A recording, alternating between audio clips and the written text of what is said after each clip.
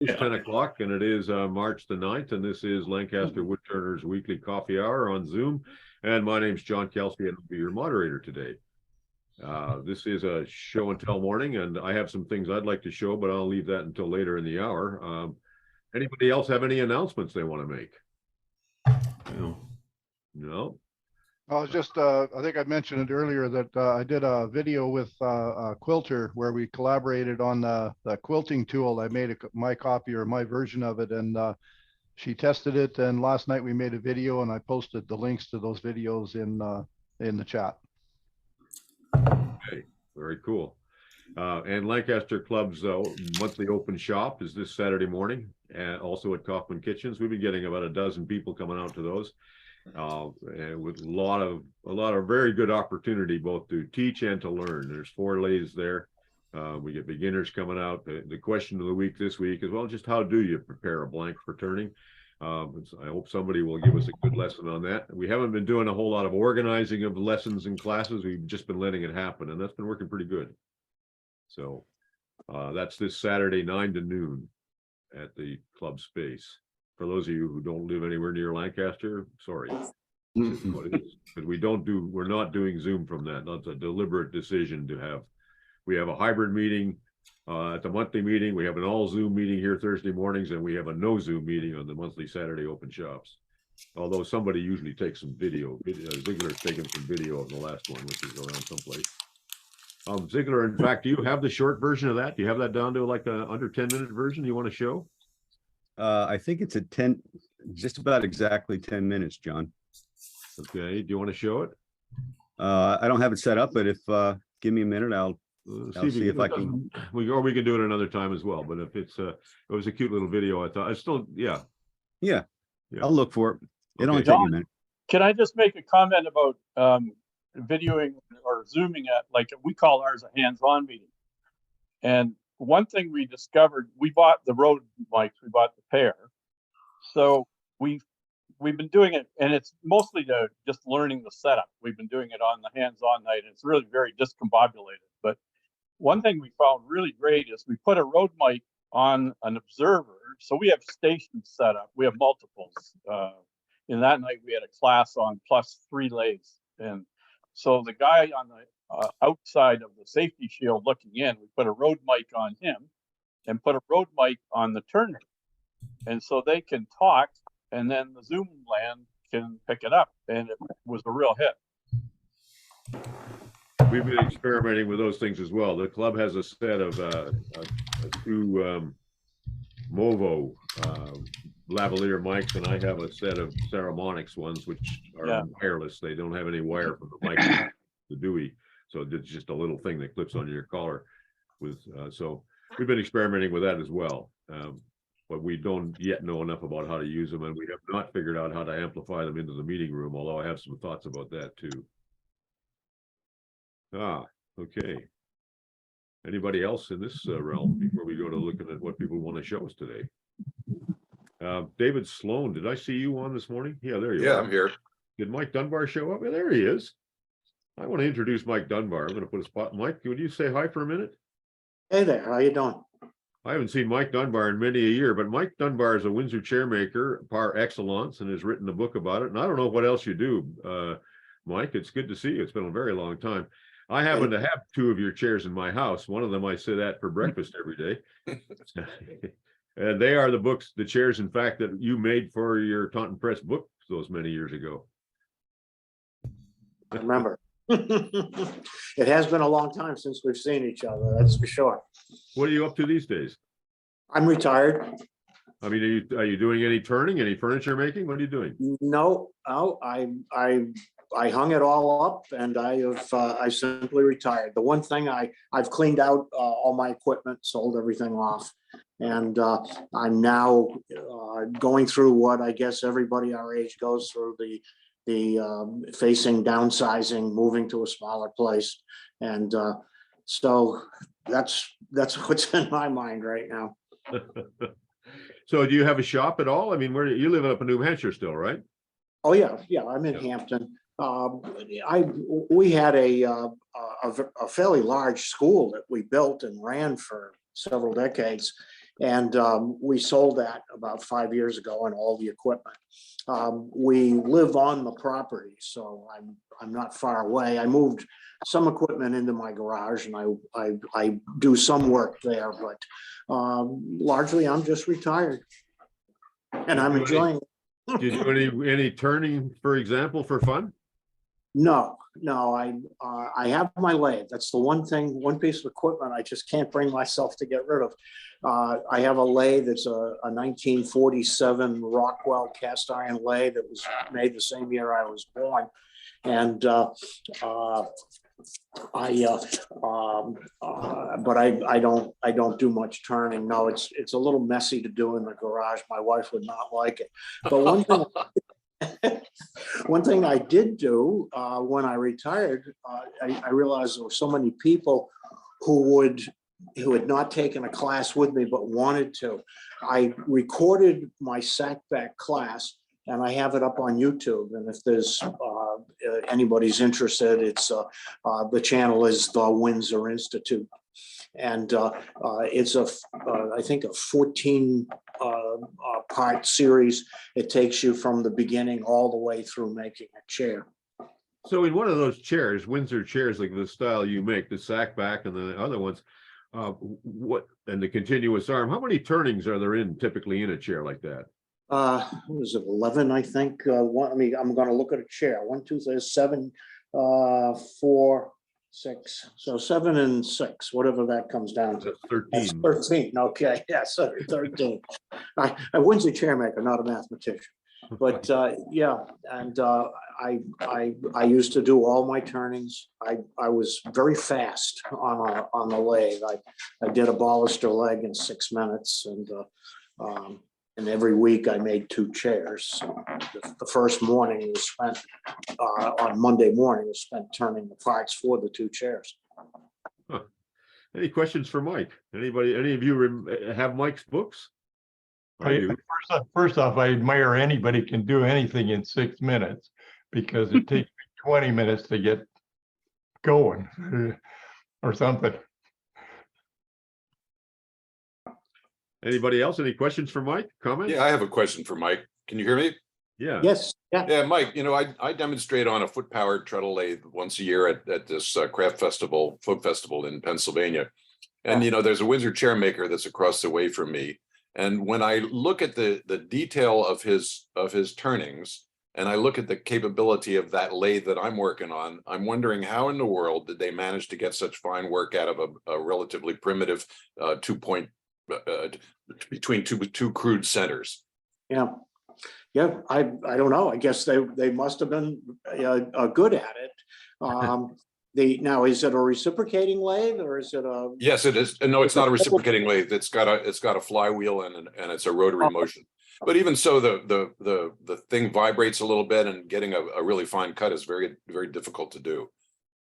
Yeah, I'm sorry, I missed that hearing aids, and so it was anyway. difficult. It doesn't seem like the ideal tool for fine work.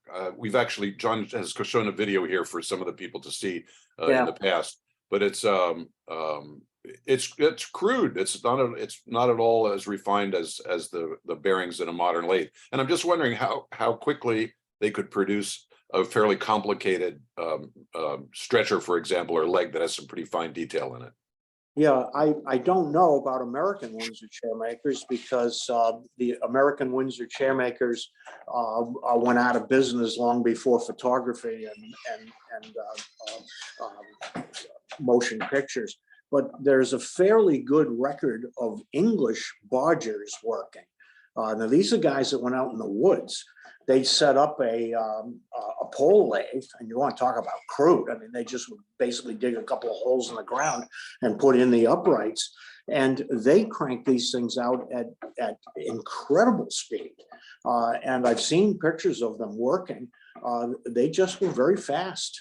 Are they working green or they were working green wood for the most part?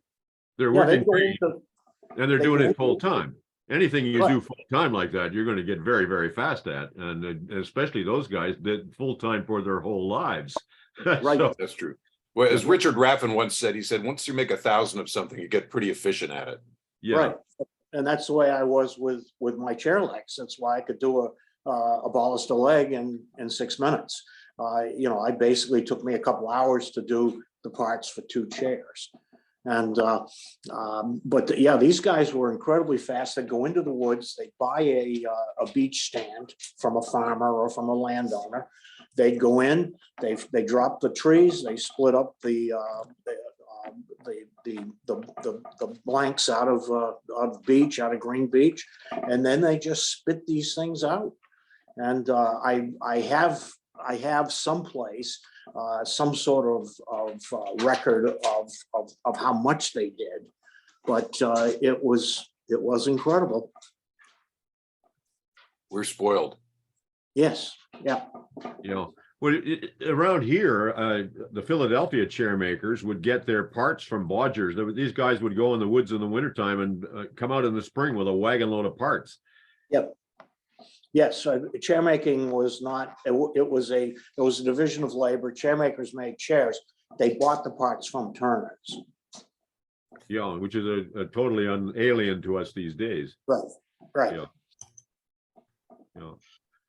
Any other I have to questions? make some replicas of some of these old chairs. Some people came and brought me a sample of a leg off of a chair they wanted to repair. And so I ended up repairing it or making one. And then subsequent to that, they decided they wanted to make some chairs for their grandchildren. So I ended up making, I think, 17 sets of chair legs to match whatever the pattern was as an antique style chair. So it was fun. It was an interesting project for sure. Yes, yeah. So I'm assuming that you're a master of the skew in that case with all the chairs. Is that what, just a straight skew is your tool of choice? Or do you prefer? Yeah, I use the skew for all sorts of things, but I learned fairly early on how to avoid it kicking back on me. So what about the draw knife? Are you using the draw knife too? Oh yeah, I always use draw knife to round parts. When I was working, I too would have logs delivered. I'd buck them with a chainsaw and then split them out into roughly 2 by 2 squares that I then would put in a vise and shave down with a draw knife to a rough round and then put them in the lathe. So it saved me a lot of time that way. That's the traditional method. Yes, yeah. Yeah. And if you do it that way, the grain is continuous. That's the point. If you rive it and split it out of the block in the first place, the wood grain is continuous from the fibers are continuous in that piece. So that gives you a phenomenally strong chair part. You look at manufactured chairs, nobody pays any attention to that. It's quite shocking.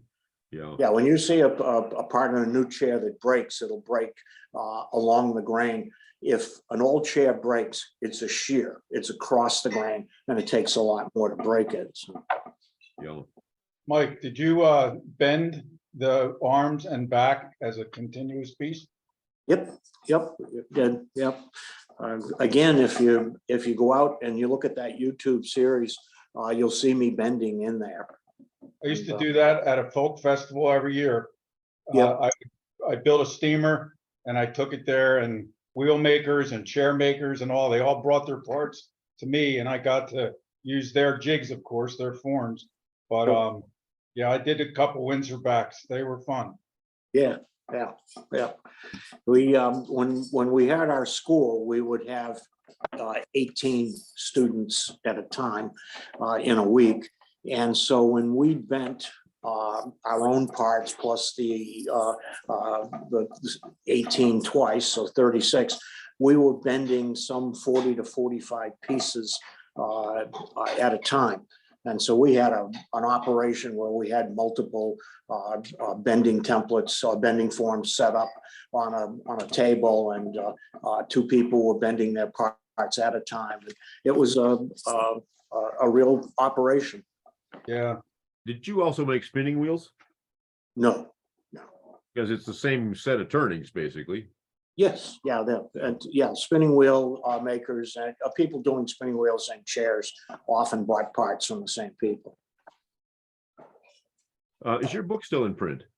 Yes, it is actually. It's the book that won't die. it got, you know, as you remember, you were responsible for getting it published with Taunton. And then when Taunton dropped it after a couple of decades, it got picked up by F&W, which was Popular Woodworking. F&W went bankrupt, and then several years ago was picked up by Echo Point. So yeah, it's still in print. In fact, all of my books are still in print. Well, what do you mean? The book I'm thinking about is Windsor Chairmaking, and the reason I was getting up here is it's here someplace, but I can't find it. I wanted to hold it up. Yeah, I've got one kicking around here too. Yes. And so what are your other books? Let's see. I did 2 on Windsor chairs, 1 antique woodworking tools. That was that's still in print. That was the one that the old tool guys always called the Bible. It was a pretty good book. I did one on turning, wood turning for cabinet makers. It was a book that focused on turning between centers. You know, I figured there were enough books out there for turning, faceplate turning. So it focused on turning between centers and all sorts of techniques that you could do between centers. So it was basically for a focus on turning, making parts. And then let's see.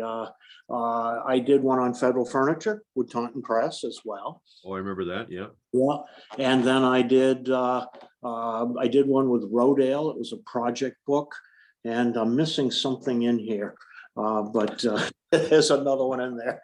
And again, if you go to my author's page on Amazon.com, there they all are, plus an 8-book young adult series that I wrote, a time travel series that I wrote. That's there too, and a couple of books of essays. Any more questions for Mike? Well, I must say it's a treat to see you, Mike, and thank you. It's nice to see you again. This is amazing. We all grew a little bit older, didn't we? We did that, yeah. And I don't know if David told you, but we this little forum here. There's how many we got on today? 52 on this morning, and we'll get a couple of hundred views on the video as well. We've been doing this every week since the beginning of this is number 142 in the series. Wow, I'm impressed. I'm impressed. Okay, anybody else for Mike before we move on?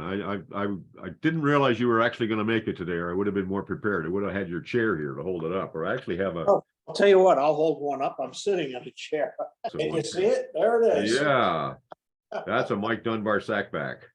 My house is full of them. Believe me, that's one of the problems I'm facing in downsizing. What do I do with all the chairs I have? I guess you can sell them. Yeah, I suppose I could do that. I have a son though that's resisting that. He'd like me to keep them all. I want them at his house, but he wants me to keep them. You could always make it into a charitable donation.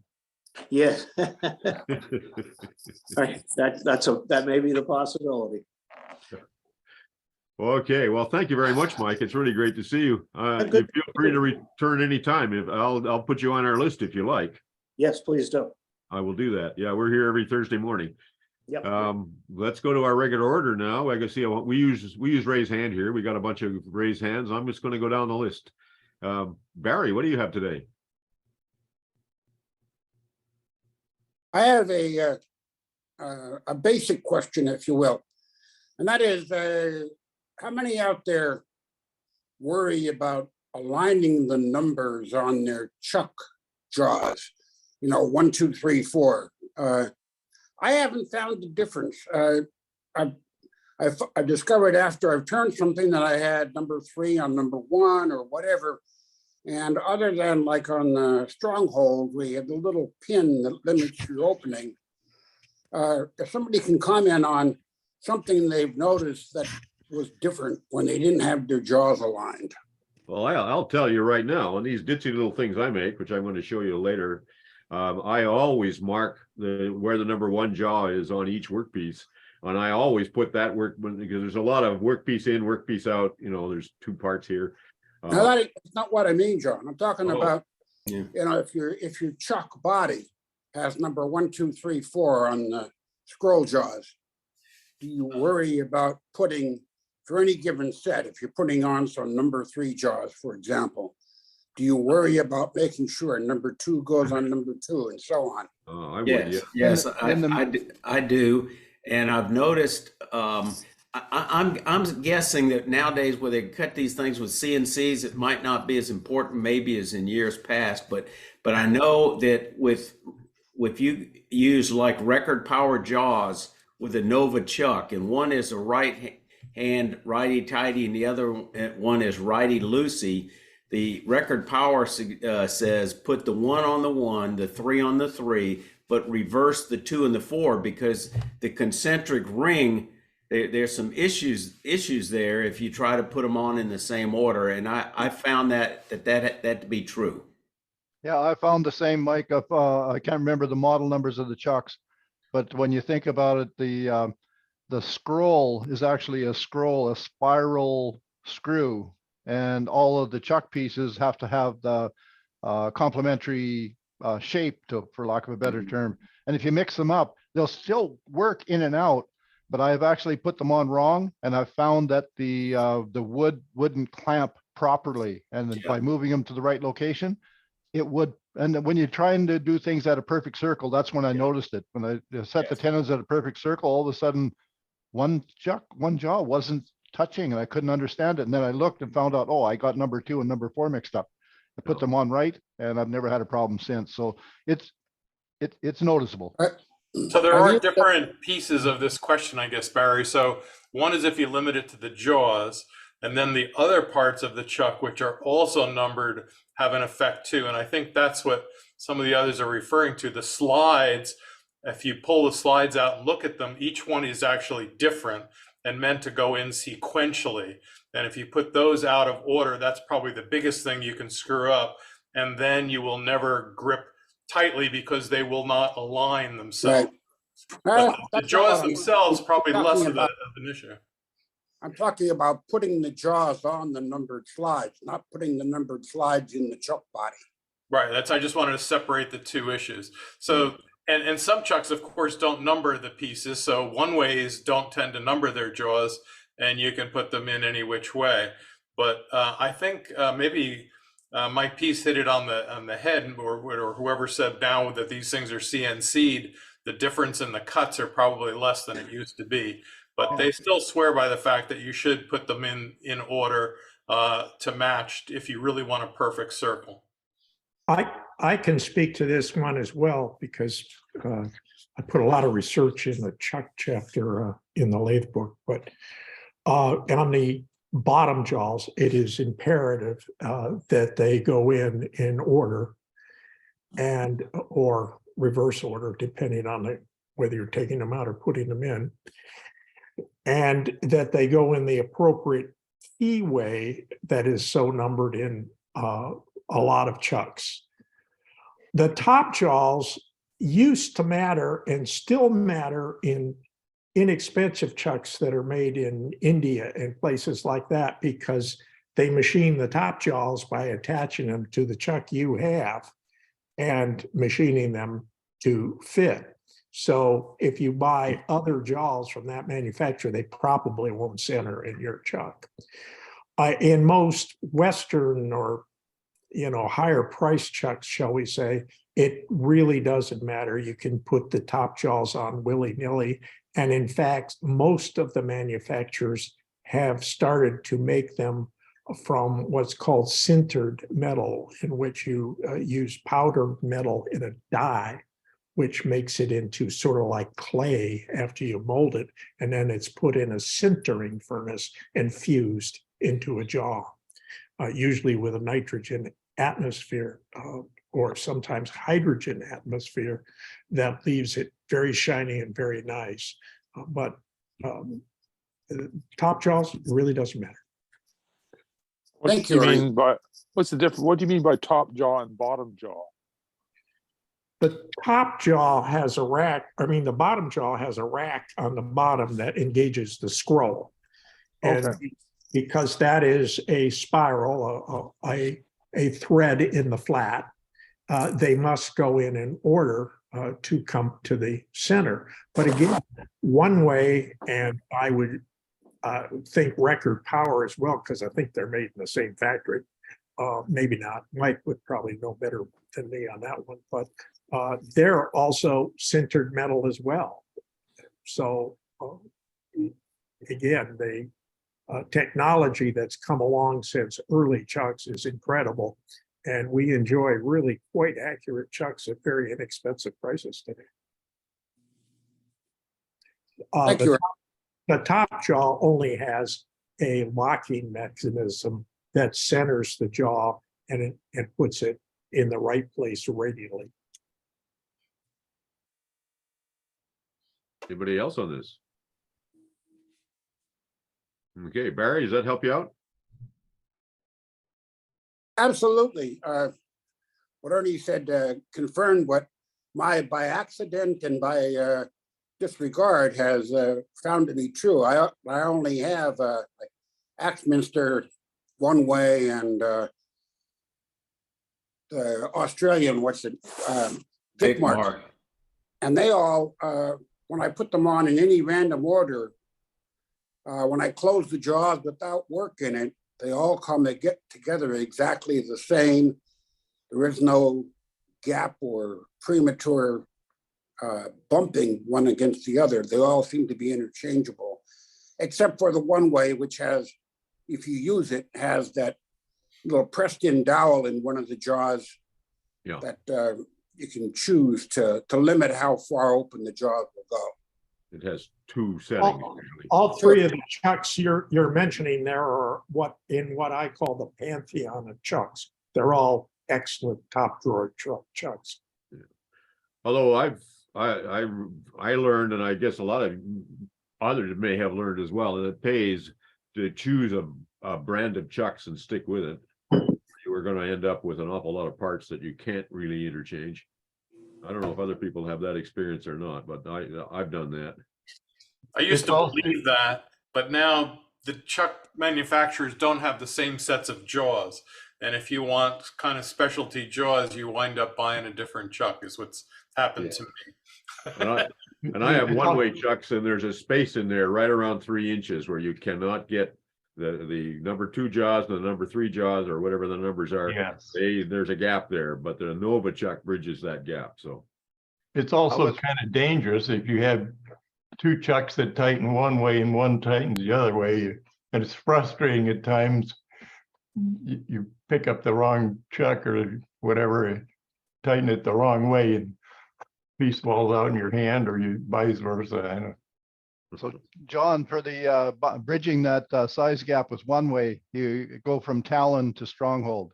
So the talon will bridge the gap that the strongholds don't have. So the number 3 talon and the numbers, I've got both, and I've got all my jaws set up. So yeah, I ran into that. So I bought talons as well, and I love them both. So there's a couple of solutions to that one.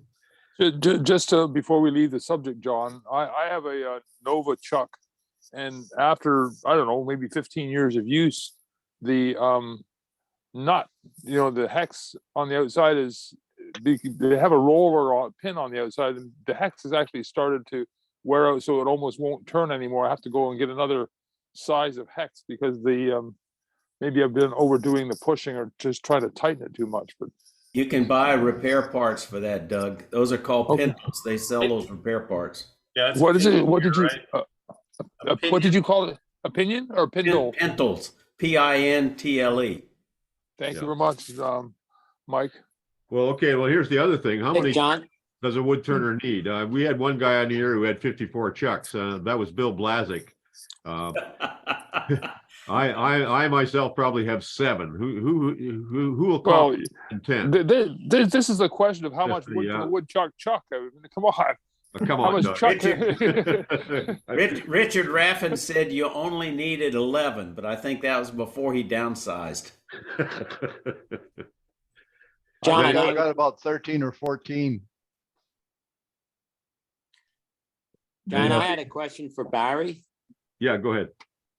I have a Vicmark, and since he has the Axminster, the one way, and the Vicmark, I was wondering if any of the jaws interchange between different manufacturers. They don't. No, there are some, but not those 3, right? The Sorby, the ones that the stronghold, the screws, they do have the same radius on the little jaw that sticks up that guides it in and out. but the screw separation is different. Deceptively so. You think, oh, I can interchange these. And No, you can't. I tried it one time. They just don't. Yeah, no. You're The much better off Nova- not to try and do that.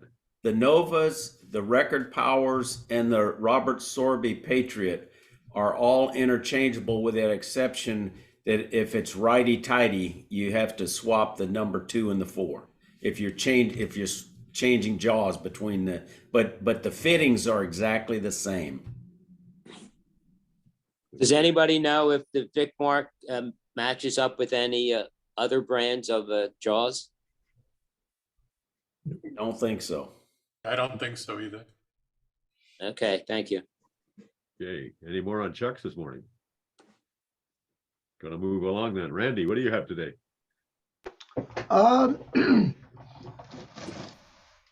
This is going to be an one of those, how many jelly beans is it? How many freedom pens in the bag? Looks And like somebody was mentioning earlier about pens for veterans. On the Worldwide Woodturners website, there is a Freedom's Pens project. And there are contact information for all the different branches of the service. And you can contact those people. Okay, how many pens? 50. A good guess. Higher. 56. There are 58 pens in here. I've made all these since the farm show, and I have 2 more to do.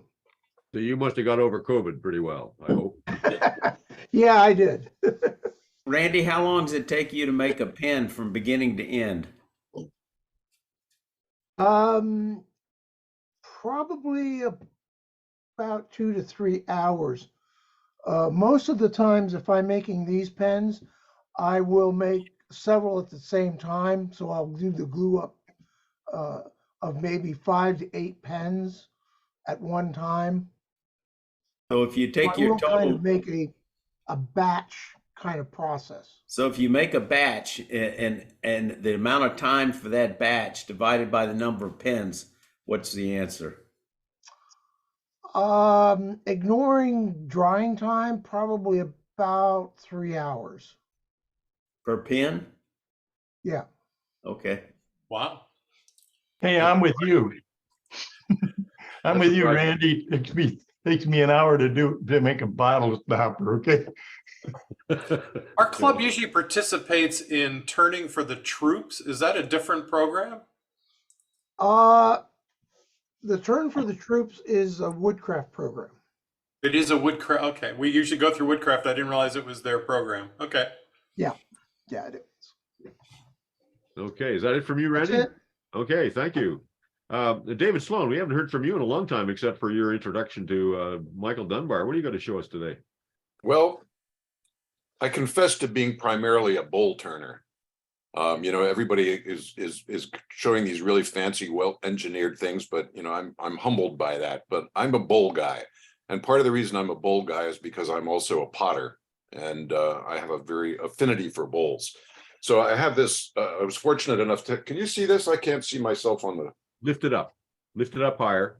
Okay, wait, hang on a Okay. second. I can't even see my own image here. Just a minute. Give me a second here. Ah, there I am. Okay. Okay. I was fortunate enough to have a very large walnut tree come down on my property a couple of months ago, and I've been cutting it up and turning bowls bit by bit. But this is a nice one that I just turned the other day. And I think I've come a long way since my 7th grade shop class when we had a lathe and they made you screw a piece of wood to the chuck, and it had 3 holes in the bottom of it, and then you put a piece of felt on the bottom of it. So my chucking has evolved a little bit, but there's a lot of refinement in a shape like this. A bowl this big, when you pick it up and it's full of salad, it's nice to have just a little bit of an undercut here on the rim here, so that when you grab it with your hands, your fingers have something to grab onto. And it's also really nice when you do a bowl to hide the evidence of chucking. So someone who picks this up, there's really no way to know exactly how this thing was chucked. There's no expansion mortise in the bottom. There's no screw holes in the bottom. And it's a fine thing. I think the design of it is pretty nice, and the grain is nice too. So once again, I just primarily a bolt turner. I do some spindle work, but it's not my thing. You had a moment there where we could see the grain inside it. Would you try and get that back? Yeah, hang on a second. I have a light here that might. A little more light is going to help. Yeah. There, how's that? Okay, there we go. Okay, so now we see which way around that went, and yeah. So where was the center of the tree? The center of the tree was somewhere about here. About there. And do you know which way up the piece of wood was in the tree? Say again, John? Do you know which way up the piece of wood was in the tree, where the top of the tree was? You know, I'm not sure which is the top and which is the bottom. Okay, well, it was oriented that way somewhere in the tree. So it was either that way, that way, or that way. Yeah. I'm not sure I can really tell. Can you?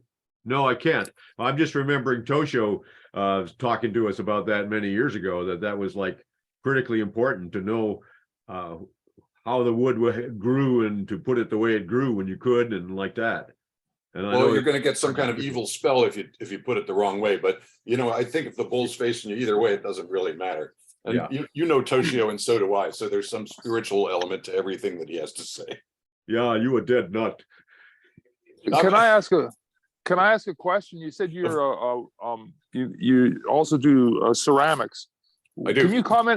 Can you comment on the different thought process between ceramics, which is turning into negative space, versus bolt turning, which is cutting out the negative space? Do you find you're in a different mindset because of the way that? Yes, absolutely. One is whittling away what you don't want, and the other is molding the clay into the shape that you do want.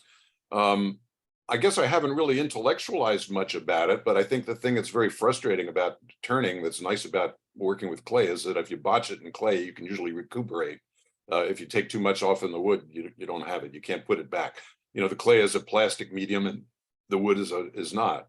But I think the thing that makes an interesting bowl form remains true for both ceramics and for wood. You know, I think the design elements are pretty much the same. I mean, you have technical considerations in a wooden bowl that you don't have in a piece of clay. You know, how do you chuck it? How do you hold it? What tools do you use? You know, but the basic premise of what's the ratio of the rim diameter to the foot diameter remains about the same. I usually go for about either 1/3 from 1/4 to 1/3. In other words, the foot of the bowl is either from 1/3 to 1/4 of the diameter of the rim, and that makes for a nice proportion. Well, the other part of that is the height of your bowl is limited by the size of your piece of wood, whereas with clay you can pull it up to wherever you want it. Well, as much as your skill will allow you to do. Well, yes, that's another matter too. You know, when you're first trying to learn on pottery, you know, it's pretty hard to control that. Yeah. One thing about your conversation about finishing bottom, that's also true of anything you're doing in clay, that you usually let it get leather hard, and then you actually finish the bottom of the clay piece, putting a foot on it, which often if I look at pottery, I'll pick it up and take a look and see if it has a foot and how that was done. Of course, in the old days when you're making redware, stuff like that, they just took a wire and cut it off, and it was just flat, which if you're representing old antiques, that's what you want. So are you a potter as well as a turner? No, I can't turn and I can't do pottery. I'm a wood butcher. But do you try and do pottery, or have you tried? Yes, I took a course in it and I thoroughly enjoyed it. I agree totally with your techniques as far as your understanding of it, and picking up a bowl and feeling comfortable in your hands is so critical, just as it would be with pottery. Thank you very much.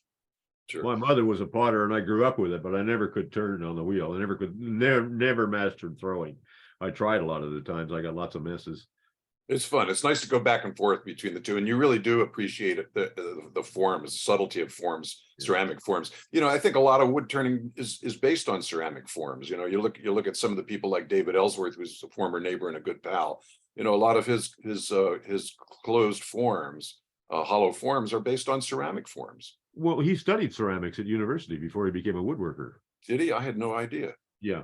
So that's where that comes from. You know, and I think the longevity of a ceramic form versus a wooden form is something to think about too, because you know there's ceramic stuff that's been around for thousands of years, and our wooden bowl's going to last that long? Probably not. Ours are. The old ones didn't, but ours are. Think we make art. They made useful. Oh, that's another discussion. Okay. You know, if anybody's curious here, the way I make these things is I have a Nove one-way lathe, and I use the one-way stronghold chuck, and I turn. First of all, I rough out the outside and the inside. Then I create a little tenon, and I use the one-way chuck to hold that. And then to finish the bottom, I have those jumbo jaws on a one-way chuck. So I would basically grab it and then finish off the bottom so that you can't see the way it was done. Very nice, David. Thank you very much. Thank you, sir. Thanks. Yeah. For those of you who don't know David, he was editor of American Woodworker magazine for Rodale for many years, and before that was an editor at Taunton Press. So a guy with a lot of experience. Thanks, John. Yeah. So what kind of finish did you put on the bowl?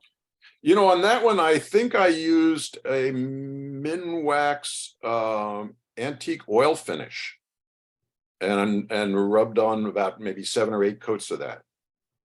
You regularly do walnut, or what's your wood of choice? Well, these days we're overrun with ash, but I'm not really a big fan of turning ash, except for, you know, chair legs and things like that. I have cherry that fell down on my property, and I gave John a little bit of that, so I still have some cherry. And then I have that big walnut log, which I'm knocking off bits and pieces of it. So I guess I use what I have. You know, I like nut woods and fruit woods. They make the nicest bowls, certainly. You know, I don't go out and buy fancy burls or anything, because you know I live in a rural property and I got lots of trees around here. You've given me some very fine walnut in past years as well. Walnut and cherry I've gotten from you. Yeah. Your ratio that you use there from the top and the bottom, is that more from aesthetics or just being practical? Well, you can really make a very, very narrow base, and it can be visually interesting. As you know, I don't know if anybody knows who Ray Key is or was, a British turner. I just have a bowl in the other room that has a very, very tiny, narrow little base, and that's not practical because the thing it looks interesting, but it's not practical. So your question is, it's both. I go for that quarter.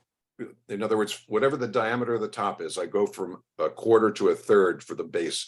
And the bigger the bowl, and if it's a salad bowl, you don't want it to be too tippy. So I'll err on the slightly larger diameter there, closer to a third. If it's just an artsy bowl, then I'll go smaller, maybe a quarter, and maybe even less, depending on the shape of it.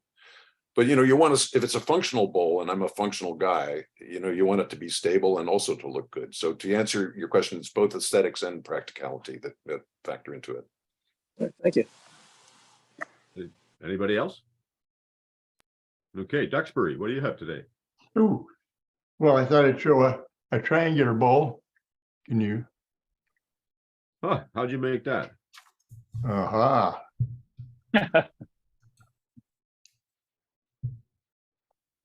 This is made. Can you spotlight me? You're on. We're using speaker. You're good. Oh, okay. Okay. It's made from a cube, actually. The cube has 8 points, and if you put 2 between centers, you've got 6 flying around. And instead of taking, like you would normally do, make a triangular bowl, turn the bottom out too, so you've got triangles on the top and the bottom. It's pretty precision. I'll tell you, I made a 20-inch disc sander for my lathe, just with a faceplate and a couple pieces of MDF. And a 20-inch disc sander is probably one of the finest pieces of equipment I own. You have got to have a dust collector. In 2 seconds, you can't see your hand in front of your face. But I'll tell you, it smooths those things up just as nice.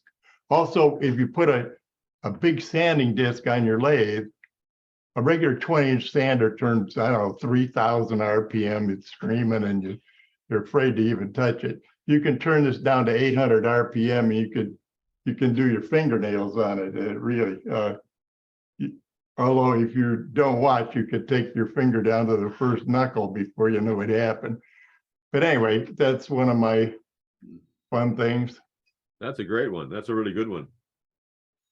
I still don't see how you did it, but I guess I'm gonna have to go to the shop and try it. This is put a cube Yeah, between centers, yeah, and you turn the end off the cube this way, yeah.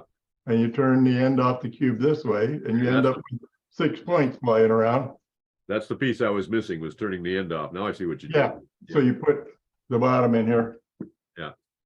Well, normally when he says between centers, though, he really means it without points in your center. Just shove it into the lathe, right? That's right. That's Yeah. right. You want to see a video? I got a video if you want a short one. You got a short video? Absolutely, we want it. Gotcha, here. Here we go. Okay. Okay, this is the first one. This is a cherry bowl. It's 10 by 10, about 2.5 inches deep. This is the top.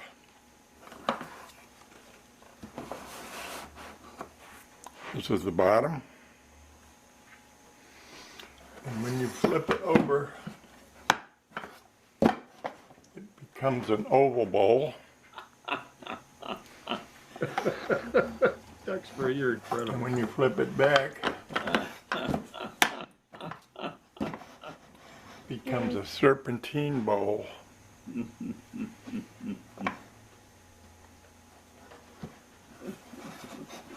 How many tries did you have to do to figure that out? It used to fit better, but it's been through a lot of demos. It used to fit. It's been through a lot of demos. It's been. Anyway, no, I've made a couple of those. That was the first try. I don't know I got another one. I don't remember. The name of this piece is Bullseye. It's a 3-inch maple ball trimmed with 2 rings of Jatoba. The plug in the middle is purple heart, yellow heart, and Jatoba. The ball rides in an arc made of elm and sits on a base made of cherry. And it really works.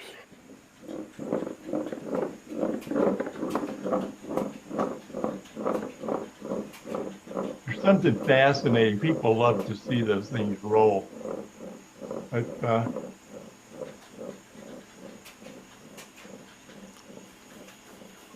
enjoy. I got another. This is another. These are 3-inch balls. The top one is Jatoba trimmed in maple. The bottom one is maple trimmed with Jatoba. The top one has a Jatoba and maple plug in it. The bottom ones have purple heart, yellow heart, and Jatoba plugs. The race is turned out of mahogany, and it's tangent at just the right point to leave a spacing between the balls so that they rotate freely without interfering with each other. Now, Doug got pretty heavy into that setup. Have a ball. And I don't run a spear jig. I cut all those by eye. That's anyway, that's me for today. I got more of them, but you've seen enough. That's thank you very much. You got it. Good to see you back. Mike Peace, what are you going to show us today? I'm going to show you just some real quick things. Easter's coming, so I turned some Easter bunnies. I'll bring them up one at a time. I'm still working on the video, so there's one of my Easter like bunnies. A cat to me. Well, yeah, this one was my first attempt. The nose wasn't quite pointed enough. The eyes are kind of interesting. I was trying to figure out what to do with the eyes, and I'm used map pins, and I stuck them in, and they protruded too far. So then I realized if I drilled a little bit of a hole and recessed them, they'd look better. They needed a little more recess. These have got leather ears, which are the easiest ones to make. The next one, he stands upright, which I think is maybe a little more interesting, and he's got wooden ears. Some people use, split turning technique with paper, but I found it easier to just turn it and then cut them apart on a bandsaw. Then you have to shape the bottom of the ears to match the profile, and that's pretty easily done on a dowel or a spindle sander or a Dremel with a drum. And he's got a little tail, so that was kind of fun. And then the other Easter turnings, real simple one, is just a cross. You just turn a disc and then flatten it out. Cut it on your bandsaw or scroll saw, and then sand it a little bit. They're easy. This is natural edge, but they don't have to be natural edge. And then, of course, there's always the traditional egg. Now, is that pyrography on there? Yeah, that's a little pyrography. You can use texturing, it's faster. But all kinds of woods lend themselves. And you give these to people and they some of them are so happy and excited. And then every now and then you'll get somebody and they just kind of look at it like, WTF. That's all. Thank you a lot, Mike. Ziegler, how about you? Toby, I'll come back to you in a second. Ziegler, what do you have today? Well, let me see if I can share my screen. See what happens. Are you going to try and show your video? Yeah, if you want, although it's 10 minutes, that's going to take the rest of the. Yeah, we're going to run out of time. Yeah, let's do it next week. Let's do it next week. Okay. Okay. Back to you, Toby. Okay, I'm going to share here somewhere. This one. This is a box elder. I dyed blue. First, I went over can everybody see it? Yeah. Okay. I dyed over the red with red dye, and I put blue dye over everything else, right over top the red and everything. So the red that was in the box elder, you mean you just selectively dyed it red? Yes, I went right over top what was already there. But did you dye the whole piece red or just the red parts? Just the red parts. And with a what? A little brush, dry brush? Yes. Well, yeah, a little artist brush. Okay. Nice bowl.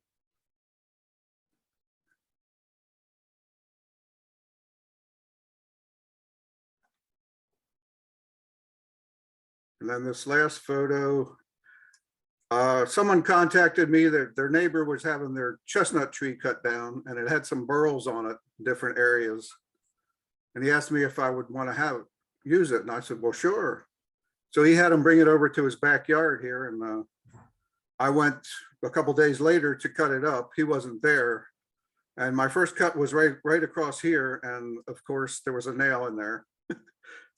So I had to change chains.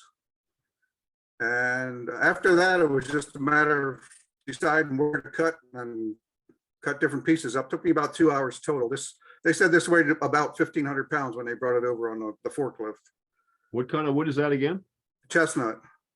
Really? Yeah, that's what I was thinking. It's pretty rare to see a chestnut tree in this country.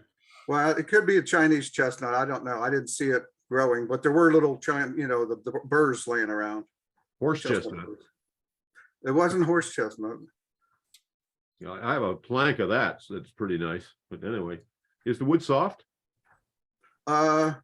It's not real hard, but it's very heavy. Of course, it's wet, but even then it seems excessively heavy to me. Questions for Toby? Yeah, that's it. I like that technique of putting the red ink on the box elder, because as we know, you get a beautiful flame box elder and you put it in ultraviolet light, and it's just a matter of time when the red will disappear. But if you use a proper dye, very careful, and it's easy to dye. It's paint by numbers, Yeah, pretty much. Do you like to paint right on the red? Is that the deal? Red on red? Red on red, and you can feather it out to the same density. It gets lighter out near the edges sometimes, so it's easy to do. Yep. And these are the trans tint dyes that you put a little wee bit in a bit of water. Any type of wood dye. Try to use one that's going to be as permanent as possible. It's light fast. All right. Any other questions for Toby? Okay, we got a couple of minutes left if nobody else is clamoring for it. Gerald, is your hand up there, or you just happen to be at the top of the screen? No hand. Pardon? No hand? Okay. I'm going to grab the last couple of minutes myself then. and show where I got to with these magnet boxes. At the last installment, we were experimenting with this one here, which is, 2 magnets to try and get the magnets out of the way so the box stays round. Remember, the original ones I was making were like this. They have a really thick rim because the magnets are embedded in the rim there. These are the ones with 3-piece blanks so that you don't see where the magnet is because there's a glue line here and there's a glue line down there. Am I coming through okay? Yes. Yes. Okay. So then after with this experiment, which was, I didn't think it was a real success. It was a hell of a lot of woodworking and I'm not accurate enough to really get it to work right. I went to these, making a magnet in the middle of the box like this. So there's only one, and this is a 2-sided one. So that was not a bad technique, but I don't like the post in the middle. It just does not seem elegant. So, and then after, I've been doing these for 7 or 8 years. And I suddenly realized that, you moron, you can put the magnets in the sidewall of the box. You don't have to put the magnets here. You can go 90 degrees away. So now I've got magnets in the sidewall of the lid and in the box, and it grabs tight. You turn it, take it. Well, I'm having wood movement problems with these as well. I thought this wood is dry, but it's dry in terms of my shop, which is cold. So it's wetter than it is when it comes upstairs. So when it gets upstairs, it shrinks a bit and switch. Magnet boxes need to be loose. That's the reason I got into them in the first place. I couldn't make a tight fitting all wood box the way some of these guys can. But I John, can make is that a cross grain or a spindle orientation? This is cross grain. There's your problem. Yes, that's right. Spindle orientation, though, I get weakness in the short grain here. So what I'm going to do instead for that is rough the blanks out, bring them upstairs, let them sit around for a while, and then finish the box. So there's that one. And then I got to, this is the one I like the best. I think it's a pretty good design. Again, it's had a wood movement issue in the last few days, but there's magnet. There's 3 magnets around the side here. And it makes a really nice fit. And then it's just a little bit of a rotate and it comes open. So this is a box that you can put in your purse or your pocket or your suitcase and not come open. And it's not big and bulky. It's light, it's thin, it's only about 5/8 of an inch thick. And this is the direction I'm going to go. So I'm going to do some more of these. So this is my current magnet box report. Questions? John, did you find that the grain orientation that you're using also affects how tightly it seats when you're doing cross grain? Because if you get too close to the heart, it doesn't matter. I did a couple of these where I got too close to heartwood and it didn't matter how tight it was, it still distorted just because of the moisture in the air. Yeah, I have to get control of that. Some woods do better making them long grain. In this particular cocobolo, it turned out to be brittle, and every time I made it long grain, I would chip it out right here. Yeah, bust out. Yeah. So I'm working with cross grain again, and also the other thing is this is 3 1/4, 3.5 inches across. I really want to get them to be 2 inches across, and I think at 2 inches the wood movement issue will be a whole lot less. Sure. Thank you. That's me on it. Let's see if I can get, where am I going here? Yeah. So thank you very much. Those are much more elegant that way. I like that configuration. Yeah, I agree. The thick wall has always been a problem. It's like it makes it, you can aesthetically be okay with heavy, thick things, but you finally get tired of it. You want to have some stuff that's lightweight, and even this one. This is a pocket box. It's still got a very thick wall. This lets somebody carry their full load of sups, sups and meds or whatever in morning and evening. So I use this for traveling, and it works pretty good. But it's I just don't like the bulk. So this is my new direction. John, what's the smallest diameter magnets that you can get? 1/16 of an inch. Okay, thanks. You can also get them a 32nd of an inch thick. I mean, you can get incredibly tiny magnets, and you can get any size. They sell them in inch sizes, like 1/16, 1/8, quarter type sizes. They also sell them in 1/10 of an inch sizes, and you can also get them metric. I often think, in fact, a lot of the inch sizes are actually metric, just sort of skidded at us. But the 3/16 are true. They fit a 3/16 hole, and that's what I mostly use in these are 3/16 magnets, sometimes quarter. Barry's been experimenting with 1/8 of an inch magnets. I find them just too damn small. Do you glue them in? Do you glue them in or just press them? I glue them in. I press them in and then I run a little super glue around them. Okay. And you also, the other hot magnet tip, you got to make sure that they're recessed enough so the magnets don't actually contact each other. When they contact each other, they stick tight, and they'll also bang together and eventually chip. So if they're just a smidge under the surface, the whole thing works better. So that's also a little bit of subtlety to have to get to, because the wall has to be thick enough to sustain that as well. So can you use CA glue to stabilize your rim so the Coca-Cola doesn't chip? I might try that. I have never tried that. I kind of, you only use the CA to hold the magnet, and I kind of don't like a CA finish, it's too shiny. But I might try that just to see if I can make it work. Well, I was thinking use the CA glue and then turn. So you're stabilizing your wood and then do the turning. So you don't quite have the same finish then. That's interesting. I might try that. Yeah. Anybody else? Good, because it's after 11 o'clock. And it's been another delightful hour, and thank you all for your participation. Thank you, John. Thank you, John. Thanks, Mike. Thanks, everybody. Thanks, everybody. Take care, everyone. Bye. Thank you. Bye. Bye. Wood shop. Thank God for wood.